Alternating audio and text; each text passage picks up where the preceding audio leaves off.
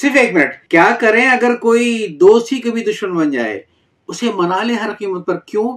इसलिए कि वो बतौर दुश्मन आपके उन तमाम कमजोर पहलुओं को जानता है और तमाम कमजोर लम्हों का अमीन है जो इसके इल्म में बतौर दोस्त आए थे। इसलिए उसका दोस्त बनाना बहुत जरूरी है।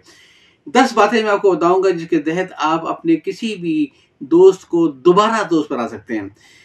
पहली बात तो ये है कि झगड़े को अना का मसला ना बनाएं, थोड़ा सा लचक दिखाएं, क्योंकि अगर कपड़ा भी कभी सुई के तरीके से सख्त हो जाए तो सिलाई मुमकिन नहीं है, एक को नरम पड़ना पड़ता है। दूसरी बात यह है कि दोस्तों को उनकी कमजोरियों के साथ कबूल करें, और छोटे मोटे झगड़े होते रहते हैं, ये उस झाग के तरीके से हैं जो वक्ती तौर पे समुद्र पे छाते हैं, लेकिन दोस्ती का समुद्र अगर सच्चा और गहरा है तो वो यकीनन अपनी जगह पे कायम रहेगा। तीसरी बात ये कि खामोश रहें, सफाइयां पेश न करें। क्यों? इसलिए कि इससे इल्जाम और जवाबी इल्जाम का सिलसिला शुरू होता है।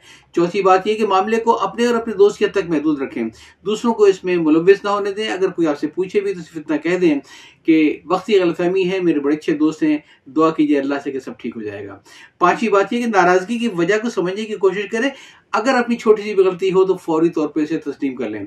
और छठी बात यह कि माफी मांगने में हमेशा पहल करें, अपने दोस्त को ये बता दें कि आपको अपनी गलती का एहसास है और आप दोबारा ऐसी गलती होने नहीं देंगे।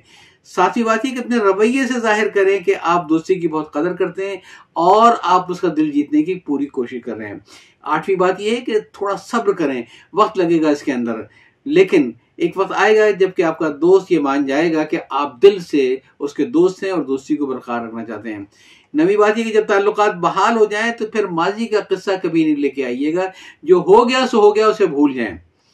और 10वीं और आखिरी बात यह है कि कोशिश करें कि आइंदा कभी भी कोई गलतफहमी पैदा हो तो उस वक्त आप बिल्कुल खामोश हैं, बाद में किसी वक्त या उसको बुला लें या उसके पास चले जाएं, चाय की एक प्याली के ऊपर एक दूसरे के नुक्ता नज़र को समझने की कोशिश करें। इससे इंशाअल्लाह कभी भी कोई गलतफहमी या कोई खराबी पैदा नहीं होगी। इजाज़त चाहता हूँ। अल्लाह हाफिज।